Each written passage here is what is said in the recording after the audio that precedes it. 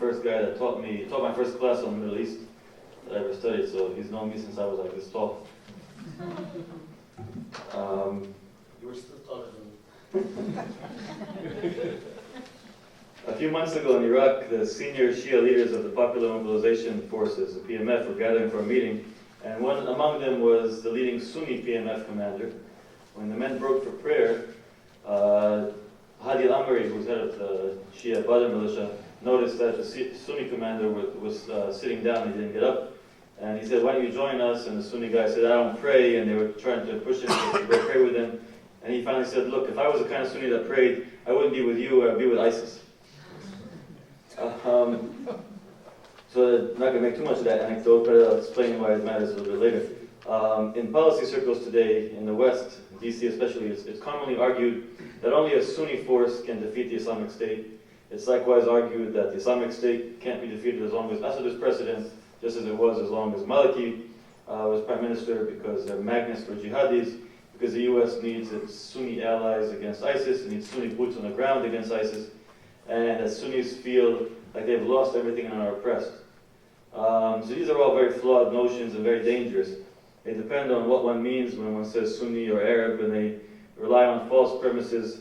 If promoted, will continue to pose a grave danger to the region.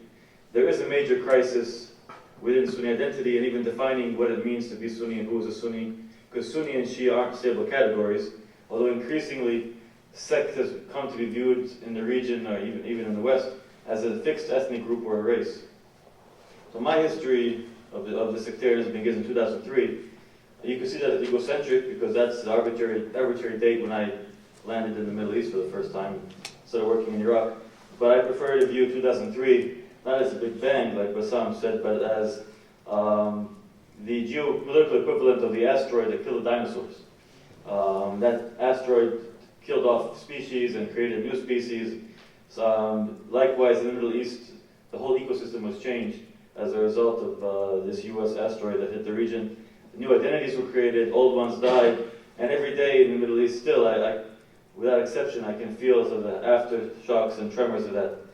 Everything changed, and this new idea, this new identity called the Sunni Arab was manufactured. And I've lived through the impact of 2003 on the region. Now, rather than making the error that was discussed last night about blaming age-old sort of eternal hatreds, I'm going to err in the other direction and focus largely on external factors and blame the U.S. a bit more than I should, because others can talk about, or have talked about, the indigenous history. Now, obviously, the Americans didn't introduce sectarianism into Iraq or the Iraqi opposition. Saddam's faith campaign in '93 was an anti-Salafi campaign in part, and religious Shias were treated with suspicion in Iraq going back to the Iranian Revolution, if not before.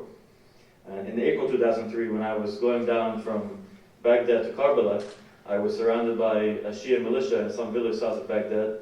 They were all armed to the teeth, and they were terrified of Wahhabis coming up and massacring Shias, something which hadn't happened since the 19th century. So there was a very real fear right from the beginning. But the nature of the American occupation, the winners and losers it created, the American military posture in Sunni areas, or as opposed to Shia areas, the American notion of ourselves, that we were like World War II soldiers liberating Shia Jews from the Sunni Nazis, that all had tremendous ramifications on the development of post-war Iraq. In retrospect, so too the decision of many Iraqi Sunni leaders to boycott the occupation and its new systems and new structures. They basically wrote themselves out of Iraqi history. And the mass arrests that the Americans were committing in Sunni areas, the rise of Shia militias to defend themselves from the Zarqawi-style attacks.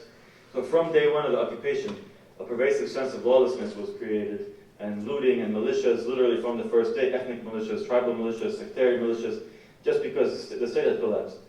And as this new Shia power rose in Iraq, you had, of course, the 2005 statements about Shia Crescent, about Mubarak saying that Shias are fifth column for Iran, the killing of Hariri in Beirut. In 2005, he became a Sunni regional figure, which he hadn't been before. The Hezbollah victory in 2006 over Israel created the specter that many Gulf monarchies were afraid of a popular Shia movement, followed just a few months later by the execution of Saddam, when everybody took down their Nasrallah posters and put up the Saddam, the Shahid al-Adha posters, the Saddam execution still has reverberations. I mean, he was recreated as a Sunni leader overnight, and that was one of the real breaking points in Sunni-Shia relations in the region. And the death of Zarqawi, where he too was turned into a martyr. 2007-2008 tensions in Lebanon between Hezbollah and other movements, climaxing with the Arab uprisings, which were like the tsunami that followed the asteroids of 2003. And sectarian relations were basically never to be repaired. There was an attempt from 2003 to delegitimize Shias as non-Arabs, Shias as Safavis, as Persians, their loyalty to Iran. And following Iraq, there was also a considered effort in the Arabic language media to create a new Sunni identity. You had Gulf-based channels blasting 24 hours a day the most dehumanizing, sort of Nazi-like notions of Jews, but they were about Shias and Alawis. Satellite TV, internet, all facilitated the creation of a new Sunni identity, just the way that Al Jazeera had initially created a new pan-Arab solidarity throughout the Middle East.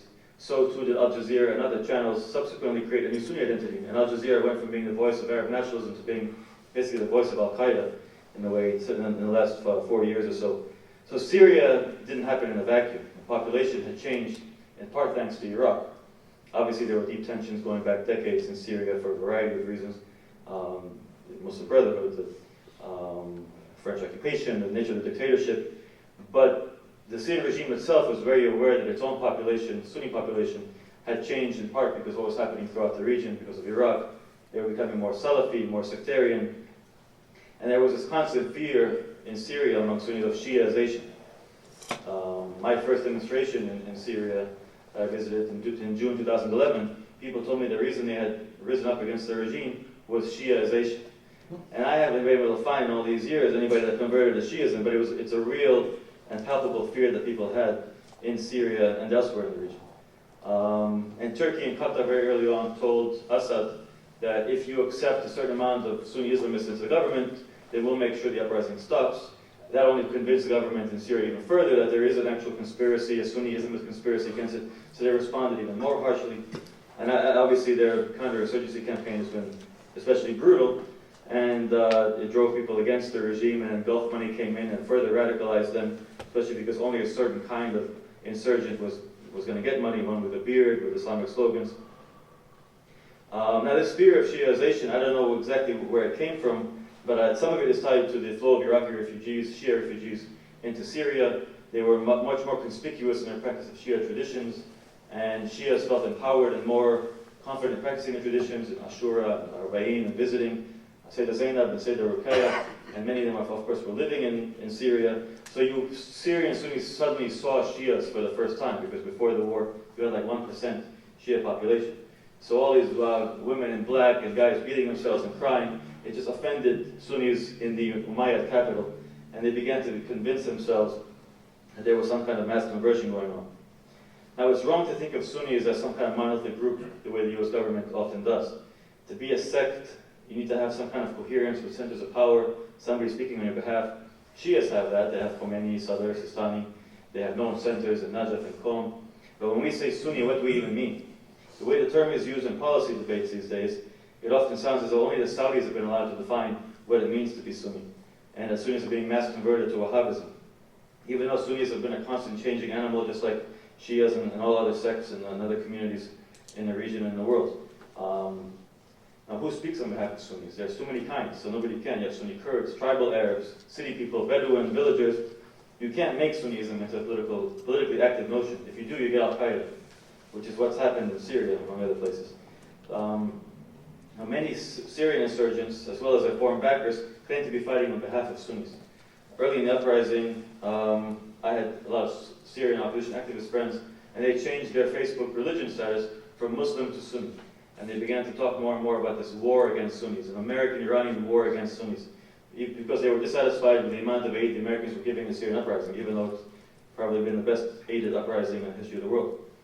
Now, before 2003, I think it would have been inconceivable to promote all these primordial and sectarian identities.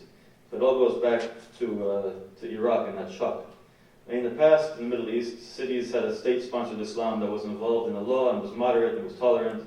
Sunnis were Hanafi in the city only, but in the countryside you had eclectic practices, and Sufis and Alawis, Shias. Hanafization took place because it was the religion of the elites in the Ottoman Empire, and maybe because you didn't have to be Arab to be in the Khilafah. But it was a religion of empire. Now there's no state reproducing Hanafi or Ash'ari institutions. There's no reason to be Hanafi. There's no more traditional Islam of the state. So Sunnis went from being from being the Ummah to just being a sect. And they haven't really recovered from that shock in many places. And the only state actively promoting Islamic education throughout the world is the Saudis. So Salafism, in a way, has become the new religion of empire. And it's very dangerous. From Mali to Indonesia, we see the Salafization of Sunnis more and more. There's even a phenomenon of secular Salafis, which is Sunnis who are secular but have accepted the Salafi or Wahhabi definition of what it means to be Sunni, what it means to be Shia, as if it's an ethnic group. The Saudis have claimed the mantle, the Sunni mantle, so the US government sees them as the representative of Sunnis. But this hasn't been accepted by the majority of other Sunni Arab countries, whether in North Africa or Sudan or elsewhere.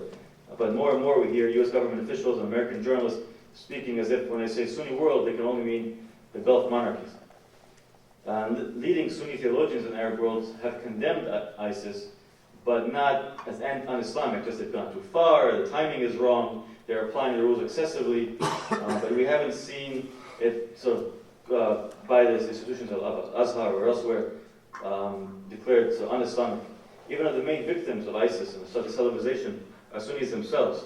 Sunni elites are being killed, majority Sunni cities have been wiped out, never to be rebuilt again. Millions and millions of Sunnis have been displaced, never to return to their homes again, in Iraq and in Syria especially. And this is also a very dangerous phenomenon. We have millions and millions of people who happen to be Sunni, from Syria and Iraq especially, who have fled to Turkey, Jordan, Lebanon, to Sweden, to Germany. And many of them are living kind of a Palestinian revolutionary existence where they're going to schools, if they even are lucky enough to go to schools, that perpetuate this notion of we're going to come home, we're going to defeat the government in Iraq, defeat the government in Syria. This revolutionary identity, Islamic revolutionary identity, is being preserved, much like we see Palestinians in camps in Lebanon, still maintaining that same identity. The Sunni public has no framework, and this is a result of the failure of the state in the Arab world. In the 90s, Iraq, after all of the sanctions and devastations, Iraqi Shias were organized by clerics like Muhammad Sadiq Sadr. Houthis elsewhere organized the Zaydis into a national project in South Lebanon. You had Musa Sadr, you had Hezbollah organizing Shias. Likewise with Christians, with Druze and others. But when states in the Middle East weakened, Sunnis were left with no alternative because they had embraced the state. They believed they were the state. And so the failure of the nationalist project and the defeat of the leftists, Sunnis who identified with the states, who thought of themselves merely as Arab Muslim, were left with nothing. And there is no Sunni project that isn't Al-Qaeda or ISIS ultimately. And their leaders and elites were bought off by the Saudis. You can see this in the case of the Nujayfis in Iraq and other prominent Iraqi and Syrian Sunni leaders. They basically sold themselves out to the Gulf and betrayed the interests of their followers and ultimately fled to exile, leaving their people ruled by ISIS. This happened both in Syria and in Iraq. Even in Lebanon, we see a very weak Sunni leadership. While Shias in Lebanon, for example, have been much less affected by the weakness of the state. They have a strong military power, Hezbollah, to protect them and organize them, and a vibrant political community as well. Sunnis haven't been able to produce some kind of alternative intellectual discourse. And that movement built around the idea of Sunnism, as is the foreign-backed Syrian opposition and the insurgency, and as are some of the Iraqi Sunni leaders, will just create a region that's going to be inherently radical and extreme, and eventually get taken over by the real representatives of the notion of Sunnism, which is Al-Qaeda, the Islamic State, or whatever is going to succeed them in the future. Because Islamic State is the Sunni army. You can't get more Sunni than the Islamic State. This is one of the very dangerous things the US is promoting when they're trying to find the Sunni army that can fight the Islamic State. I know I'm simplifying things because I'm not academic, but ultimately it's a more muscular, aggressive group waving the Sunni flag isn't going to be found other than ISIS. And 5 minutes? Sorry. So instead of supporting a Sunni force against the Islamic State, the US should have been, if it's going to be supporting anything at all, supporting national institutions, pan-sectarian institutions, national forces. Saddam Hussein didn't need a Sunni force to hold Sunni majority areas of Iraq. Hafiz and Bashar al-Assad didn't need Sunni policemen to police majority Sunni areas of Syria. This is a very new and dangerous notion that the US is promoting now. As is the notion that Syria is like an Alawi dictatorship ruling an oppressed and aggrieved Sunni majority, even though the government and the regime are thoroughly populated by Sunnis. The head of national security, Ali Mamluk, is Sunni. Deep Zaytun, the head of state security, is Sunni. The Minister of Defense is Sunni. The Minister of Interior is Sunni. Top Air Force intelligence and generals are Sunni. Then almost the entire Ba'ath party is Sunni. The Syrian regime is corrupt, is brutal, it's all kinds of terrible things, but it's not a sectarian regime ruling an oppressed Sunni majority. The conflict is far more complex than that, but we've really simplified things here in the US and further exacerbated the sectarianism in Syria. The same arguments are made about the Kurds, who have successfully fought ISIS as well. They're not Sunni enough because they're Kurdish. So basically, to be Sunni means you have to be somehow radical and extreme and angry and aggrieved. So any Sunni who is pro-Syrian regime, who cooperates with the Iraqi government, who belongs to the majority Sunni Syrian army, or even to the Sunni PMF groups who are fighting ISIS in Iraq, they're not Sunni enough to be supported by the US.